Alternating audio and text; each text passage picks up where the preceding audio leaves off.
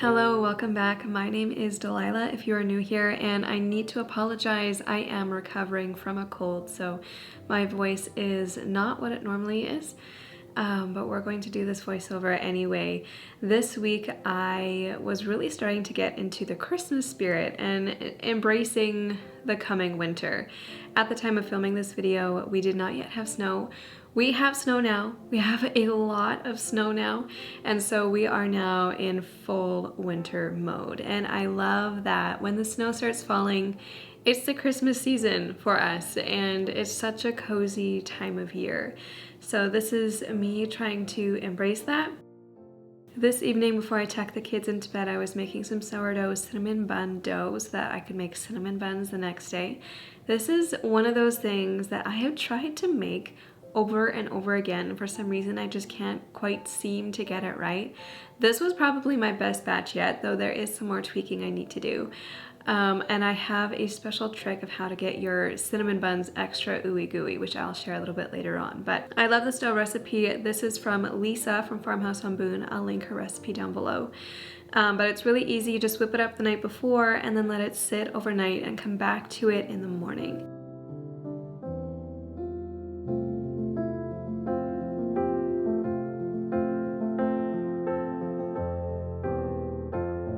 The day before we had a whole chicken, and whenever we have a whole chicken, I always make chicken broth out of the bones and skins. So I had that simmering all day. Now it's the evening and it was finished, so I strained it and got it in my jars so that we could have fresh chicken broth for our meals throughout the week.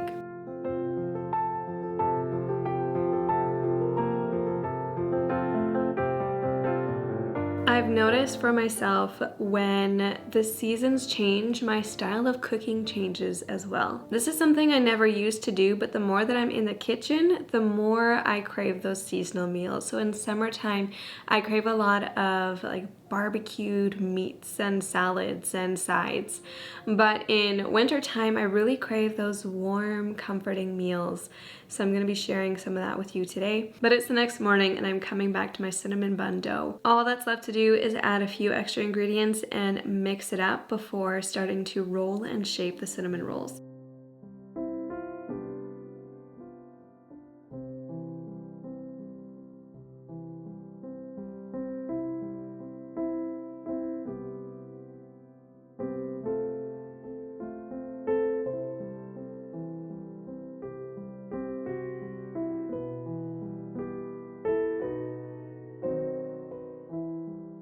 This time of year is often really busy for us with my business and Zach's business, not to mention the upcoming Christmas season, so we're busy with that and all the things that that brings, and it's a wonderful cozy time of year, but we have found ourselves just so preoccupied.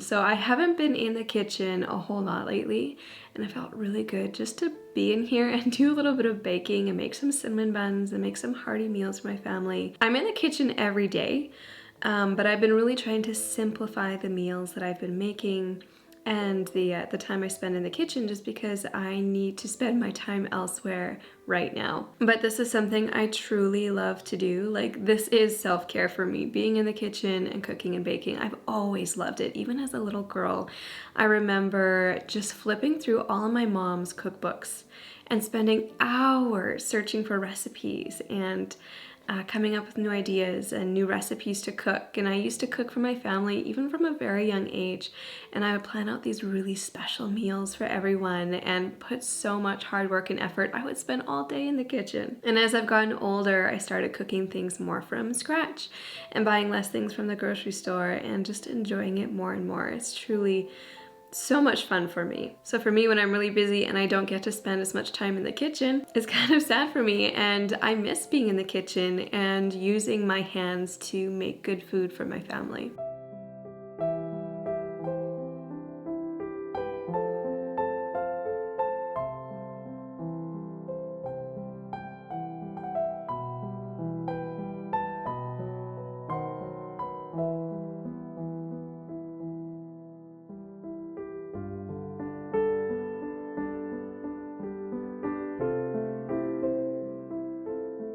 Now I realize I accidentally forgot to press record a couple of times in this video. I apologize. So you don't get to actually see the process of this, but this is my trick for really gooey cinnamon buns. This is not my trick actually. This is Zach's aunt's trick, and Zach's mom always does this. These are the type of cinnamon buns that he grew up eating. So before you put the cinnamon buns in the oven, you mix together 1 cup of cream to 2 cups of brown sugar, and you pour this in the bottom of the pan. You put your cinnamon buns on top of that and you stick it in the oven. And this cream sugar mixture becomes really gooey as it bakes, and it becomes almost like a caramel.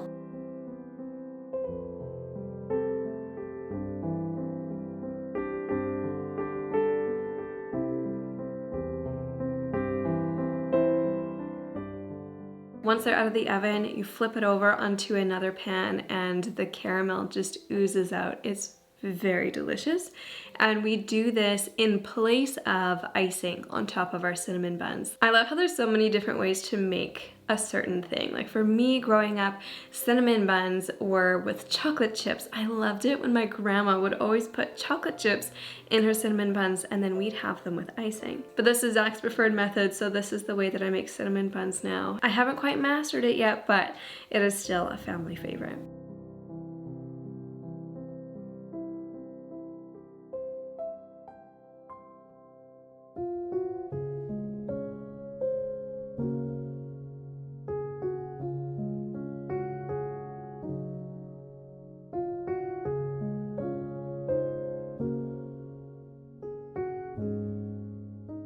One comfort meal that my children have been requesting is chicken pot pie, so that's what I was making tonight. I started with a pie crust recipe, which I have been testing different recipes. I haven't been very happy with the recipes I've been trying, but this one's pretty good. This is from one of my cookbooks that I have. I'll link it down below. It's an all butter pie crust. And whenever I make pie crust, I always make a double recipe. In this case, I needed to because I needed a bottom crust and a top crust. But when I'm making a single pie, it's really nice just to have an extra disc of pie dough in the fridge or even in the freezer, and then I can easily whip up a pie later on.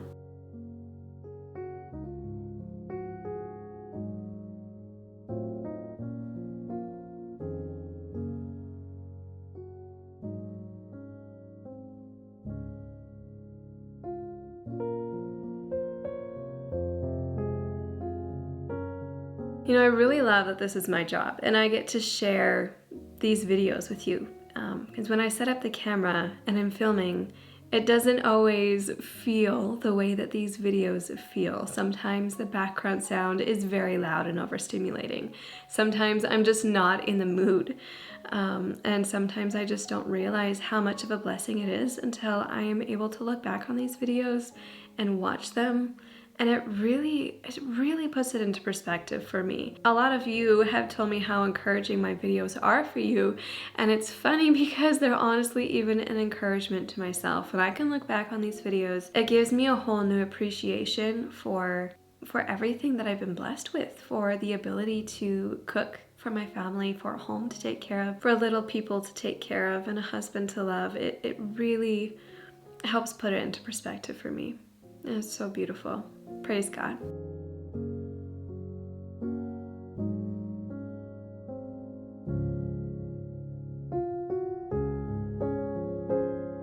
Again, I forgot to press record a couple of times while I was making this, so I didn't get all the pie filling on film. What I did was I just cooked onions in a lot of butter. I added some frozen vegetables and I cooked those down. Once those were cooked down, I added some salt, pepper. I think the seasonings I used were sage, thyme, and rosemary. And then I added some flour to the mix and coated everything in flour, cooked it for a minute or two. Once that was all cooked, I slowly started adding some of the chicken broth that I had made the night before, just until it became almost like a gravy. Lastly, I added a little bit of cream and my filling was done.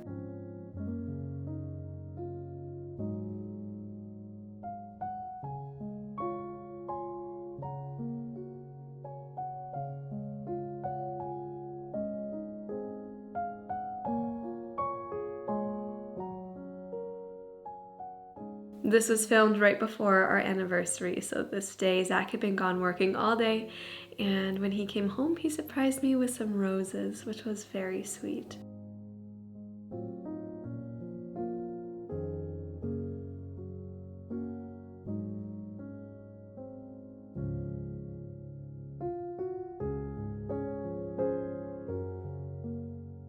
I have had such a hard time trying to figure out how to make pie crust bake nicely. For some reason, it always shrinks so much on me. It doesn't look cute.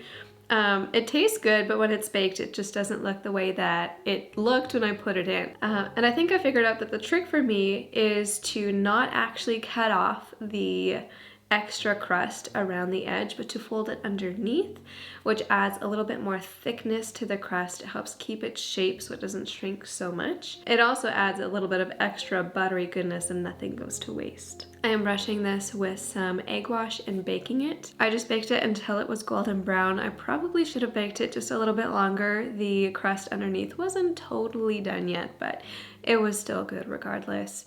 And this was just the comfort meal that we were all craving. It was so good. I get a lot of questions about picky eaters and what do I do to combat that? And the truth is I really just don't do anything. All of my kids have gone through a picky phase. They're not so picky as babies, but as they're toddlers, they get a little bit more picky, and that's just how it is. They have their likes and their dislikes, and that's okay. But the rule in my home is that we always try everything on our plate, but I'm not gonna make you eat it if you really don't like it. So I just make what I make. If I were trying to please everybody in my home, I would be making probably mac and cheese every single day, and then we would all get tired of that. We love a variety of foods in our home, and I have noticed that over time, as my kids get older, they start to grow out of that picky phase.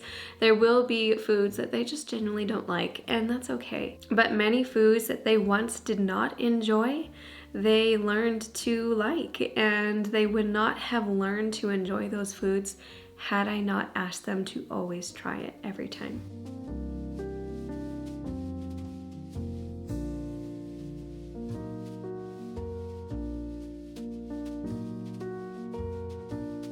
My kids had been asking for weeks to set up the Christmas tree. They have been talking about Christmas since the middle of October already. They have been requesting Christmas music and just getting so excited for this season. I used to be the person who wanted to decorate for Christmas before Halloween. My birthday is on November 2nd, and I remember as a kid actually requesting to set up the Christmas tree on my birthday because it was something that I just loved so much. But over the last number of years, 3 of my 4 pregnancies have been over Christmas time, like my first trimester over Christmas time, and so I haven't felt very good at this time of the year. My brain now associates the feeling of being nauseous and tired with Christmas. So for me, when I start decorating, I honestly start to feel nauseous and gross. It takes a while for me to disassociate that feeling with Christmas. And it's kind of sad. I'm hoping I grow out of it eventually. But that is why I put off decorating just a little bit longer this year. I honestly would have pushed it off until December, but my family really wanted to set up the tree. So we did so, and it was lots of fun. They really enjoyed it. Now, a week later, the feeling is fading, and I'm actually starting to get into the Christmas spirit, and it feels just so cozy in our home. It's beautiful.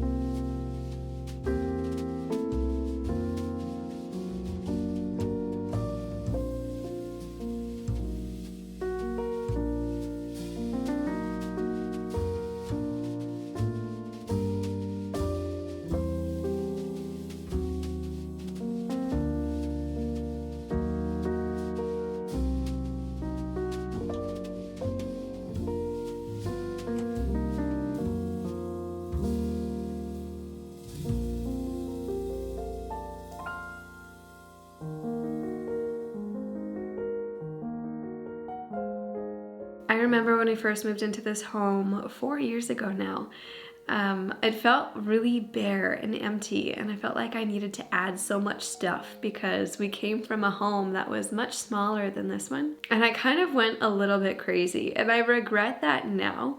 Looking back, I wish I would have taken my time. So what we've started to do is each year we'll buy something small, some form of Christmas decor, usually when it goes on sale. Slowly but surely we've been adding to our Christmas decor.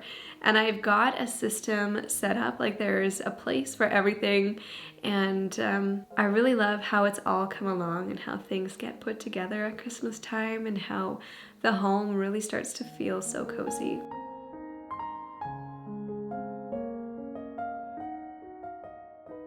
I get a lot of questions about our stockings and our Christmas tree. Our Christmas tree we got from Canadian Tire a number of years ago. We got it on a really good sale.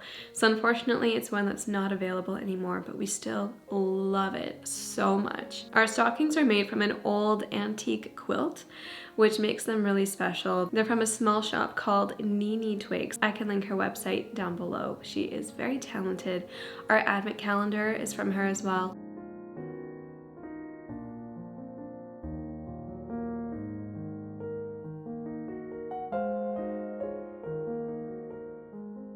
I've always wanted to hang a garland in this archway, and last year I finally figured out how to do it.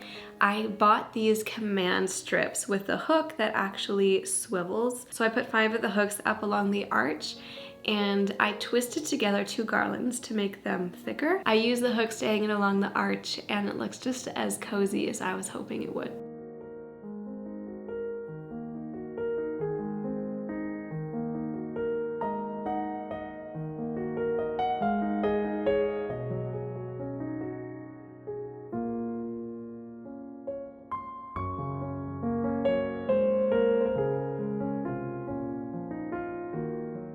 In our advent calendar, I don't actually put treats or chocolates in there. I put these little Jessie tree ornaments in there, which coincide with little flashcards and stories to read in the Bible every day in December. This is from a company called Pip and J Papery. Each ornament represents a different story in the Bible, and we get to go through the entire Bible leading up to the birth of Christ through the month of December.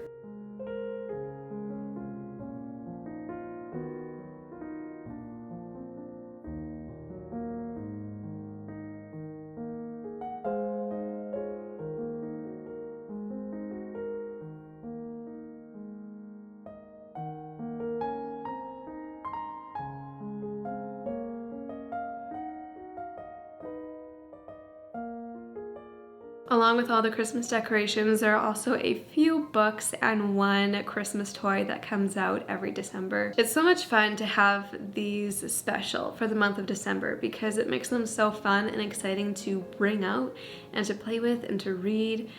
And it's something that my kids always look forward to.